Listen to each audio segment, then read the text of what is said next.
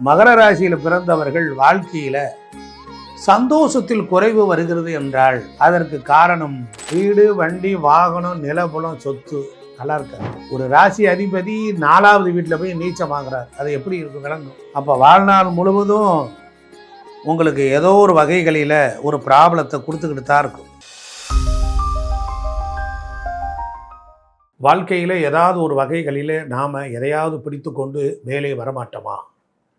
ஏதாவது ஒன்று ஒரு தெய்வமாவது நம் கண்ணை திறக்காதா? பல பல பிறவிகளில் நான் செய்த பாவமும் புண்ணியமும் எங்கே இருக்கிறது? ஏதாவது ஒரு தெய்வம் எடுத்து எழுதி வைத்திருக்கும் அல்லவா?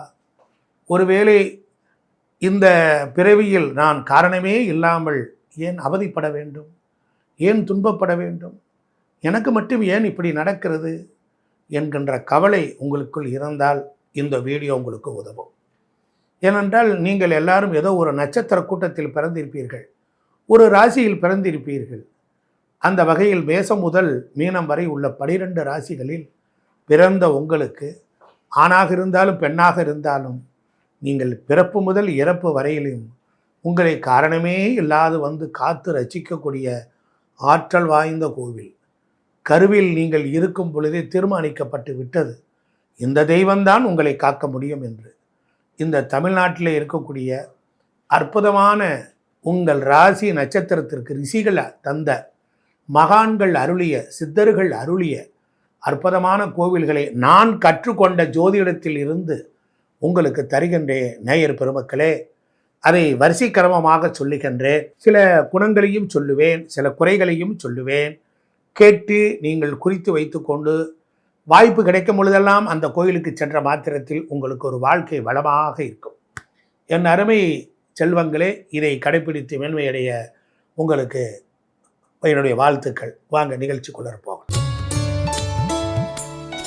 மகர ராசி காலபுருஷத்துக்கு 10ஆம் இடம்.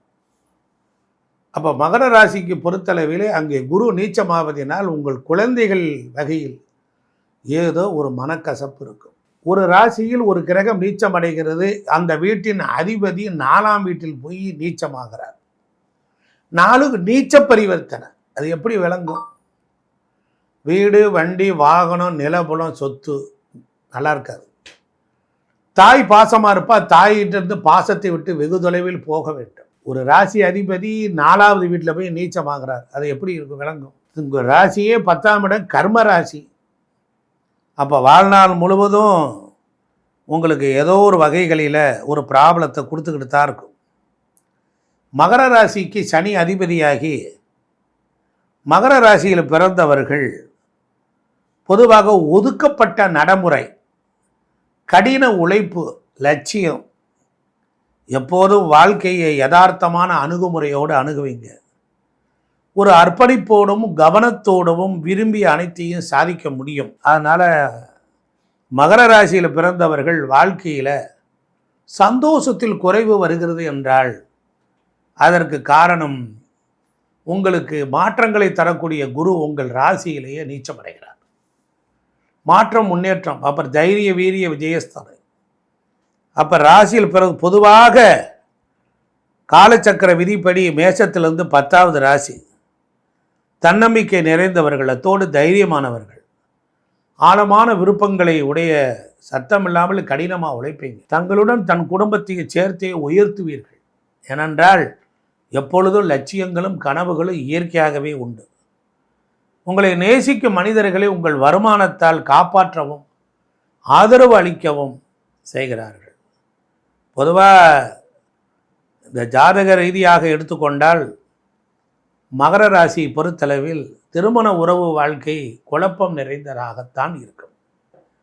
ஏன் அப்படி சொல்கிறேன் அப்படின்னா, 7ஆம் இடம் சந்திரன், மகரத்துக்கு 8ஆம் இடம் சூரியன். அப்போ சந்திரனும் சூரியனும் தந்தையினாலேயும் தாயினாலேயும் பெரிய பிரயோஜனம் இருக்காது. வாழ்க்கை துணை என்பதும் ஒரு ப்ராப்ளம் தான். சந்திரன் நீச்சமாகிற இடம் மகரத்திற்கு பாதகஸ்தானத்தில் போய் நீச்சமாகிற, அப்போ 7 பாதம். கூட்டு சேர்ந்து எந்த தொழில் செஞ்சாலும் அதில் லாபம் வருதோ இல்லையோ அசிங்கப்படணும், கேவலப்படணும். அதே போல் 9ஆம் இடம் தந்தை. தந்தை இருக்கிற புதன் வந்து நீச்சமாகிற இடம் எது என்றால் 6ஆம் இடம். அப்போ உத்தியோகம் அப்போ உங்களுக்கு புதன் எங்கே நீச்சமாவார்? 3ஆம் இடத்துல. அப்போ தந்தையும் தந்தை வழி சகோதரர்கள் வகைகளிலும் ஒரு கசப்பு இருக்கும். இளைய சகோதரர்கள் வகைகளிலும் உங்களுக்கு எந்த விதமான லாபமும் கிடையாது. மொத்தத்தில் பொறுத்தளவில் மகர ராசிக்காரர்கள் ஏதோ ஒரு வகைகளில் அவர்கள் அளவுக்கு அதிகமாக திறமைகளை வளர்த்து கொண்டு எந்த விஷயத்திலும் தங்களை காப்பாற்றிக் கொள்வதற்கு அதிகமான அறிவு, புத்தி, ஞானத்தை பெறுவார்கள். மகரத்திற்கு 5ஆம் இடம், காலபுருஷத்துக்கு 2ஆம் இடம். அப்போ அறிவு, புத்தி, மனம், பணம் சம்பாதிக்கக்கூடிய வழிமுறைகள் சந்திரன் சுக்கிரன் சார்ந்த தொழில்களை செய்கின்ற பொழுது வெற்றி பெறுகிறார்கள். 10ஆம் இடம் துலாம் ராசி. அந்த மகரத்திற்கு 10ஆம் இடம் நீதியோடையும் நேர்மையோடையும் இருந்தால் மட்டும்தான் ஜெயிக்க முடியும். இப்படியாக மகர ராசிக்கு பல செக் பாயிண்ட்ஸ்லாம் இருக்குது. 8ஆம் இடம் திடீர் அதிர்ஷ்டம். அதனால் அந்த சூரியன் பொறுத்தளவில் 4ஆம் இடத்துல உச்சமடைவதினாலும் 4க்குரியவனாகிய செவ்வாய் தன் வீட்டில் ஆட்சி பெறுவதினாலும் 40 வயதுக்கு மேலே தான் இவங்களுக்கு வாழ்க்கையே அமையும். அப்போ தான் குழந்தைகள்லாம் முன்னேற்றம் உண்டாகும். மகர ராசிக்கு காரணமே இல்லாமல் ஒரு அசிங்கம், அவமானம், பழி, பாவம் என்ன நடக்கும் என்பதை தெரிந்து மகர ராசி அன்பர்கள் உங்கள் ராசியில் இருக்கக்கூடிய உத்திராடம், அப்போ உத்திராட நட்சத்திரத்தில் பிறந்திருந்தால் சூரியனே உங்களுக்கு அட்டமாதிபதியாக ஆகிறார். அப்போ சனியில் சூரியன், சனி என்பது தொழில், சூரியன் என்பது தந்தை. அப்போ நீங்கள் வேலை பார்க்குற இடத்தில் உங்களுக்கு மேலே வேலை பார்க்குறவனோட ஏதாவது ஒரு இம்சையை கொட்டி போடுவேன், ஒரு ப்ராப்ளம் வரத்தான் செய்யும். அப்போ நீங்கள் அதை போக்கணும் அப்படின்னா தர்மபுரத்தில் இருக்கக்கூடிய துர்கா தேவி வணங்கி வழிபட்டால் 100% நன்மை உண்டா. அதே போல் திருவோண நட்சத்திரம் திண்டுக்கல்ல இருக்கக்கூடிய தெத்துப்பட்டி ராஜகாளியம்மன் கோவில், கன்னிவாடிக்கு அருகில் இருக்குது. தெத்துப்பட்டி ராஜகாளியம்மன் கோவில், திருவோண நட்சத்திரம். ஒரு நாள் உங்கள் ஜென்ம நட்சத்திரத்தன்று சென்று அங்கு 16 அபிஷேக ஆராதனைகள் செய்து அங்கே செங்கோல் வைத்து வழிபாடு சங்கல்பம் செய்வார்கள். செய்யும் பொழுது வெற்றி உண்டாகும்.